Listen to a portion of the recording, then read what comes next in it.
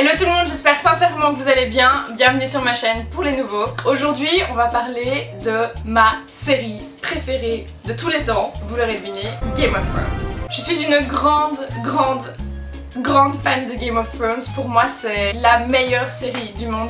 Et pourtant, je peux vous dire que des séries, j'en regarde beaucoup. Pour les intéresser, pour le moment, je regarde environ une vingtaine de séries simultanément.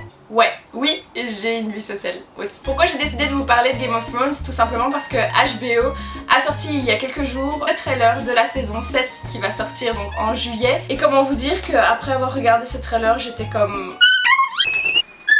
Il faut savoir qu'à chaque fois que je commence un premier épisode d'une nouvelle saison de Game of Thrones, souvent après un an d'attente voire plus, et que j'entends la douce mélodie du générique, je suis comme une folle. Mais genre vraiment, je suis... Limite j'ai des papillons dans le ventre, j'ai des frissons et tout. Ouais, comme si j'étais amoureuse.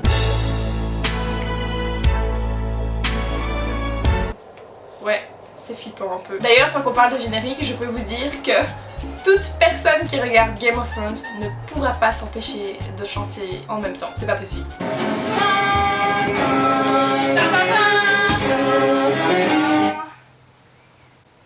Mais quoi? Alors voilà, je me suis dit en voyant ce trailer que moi aussi j'allais apporter ma petite pierre à l'édifice, que j'allais aider la population non Game of Thronesienne. Enfin ceux qui regardent pas Game of Thrones quoi. D'ailleurs je comprends toujours pas les personnes qui refusent d'essayer de regarder Game of Thrones.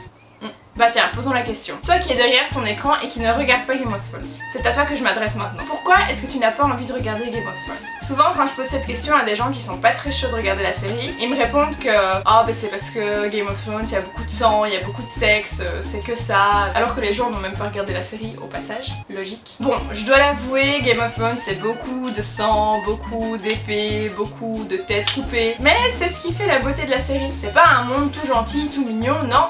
C'est le Moyen-Âge, comme c'était ma gueule. Je peux vous dire que les gens, pour régler leurs affaires, ils allaient pas juste boire un café à la taverne du coin. Il y a aussi, c'est vrai, pas mal de scènes de nu. Mais bon, qui n'a jamais vu une paire de seins?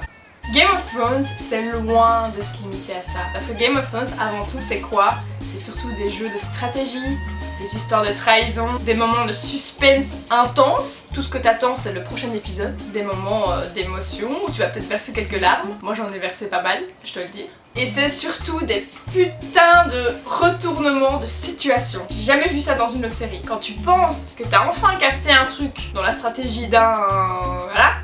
Bam! Retournement de situation. Les compteurs sont remis à zéro. Et ça, mais qu'est-ce que je kiffe dans cette série. Je kiffe ma vie. Maintenant, au-delà de l'histoire et du scénario en tant que tel qui est vraiment excellent, Game of Thrones c'est aussi de très beaux décors, de très beaux paysages, de superbes effets spéciaux et de très bons acteurs qui commencent petit à petit à sortir du monde des séries et qui se font connaître sur le grand écran, cinéma. Bref, la qualité. Puis avouez les gars, ça vous fait pas chier quand vos potes qui regardent Game of Thrones parlent entre eux avec des phrases et des références que vous comprenez pas?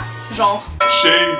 Shame. You know nothing, Jon Snow. Vraiment? Vous êtes pas curieux? Autrement, Game of Thrones c'est vraiment une bonne école de la vie aussi. Quand tu regardes cette série, t'apprends vite que non, tout le monde n'est pas beau, tout le monde n'est pas gentil, tout le monde n'est pas riche, comme dans la majorité des séries actuelles. T'apprends à pas trop vite t'attacher aux gens non plus, voire pas du tout en fait dans cette série. C'est un conseil d'amis. T'apprends aussi que non, l'amour avec un grand A n'est pas éternel.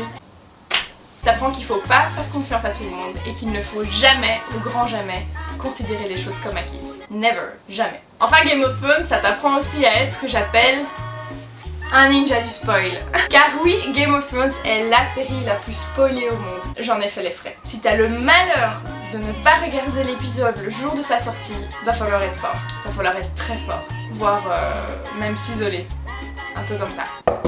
Marona, mais qu'est-ce que tu fais? Ça fait 3 jours que t'es enfermée dans ta chambre. Laisse-moi tranquille! Mais il faut que tu sortes quand même. C'est ce que vous essayez de faire!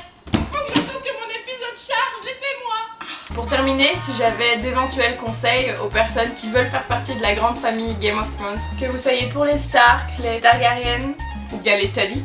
Non, les Tully, on s'en fiche en fait. T'as pas compris pourquoi j'ai dit ça, hein?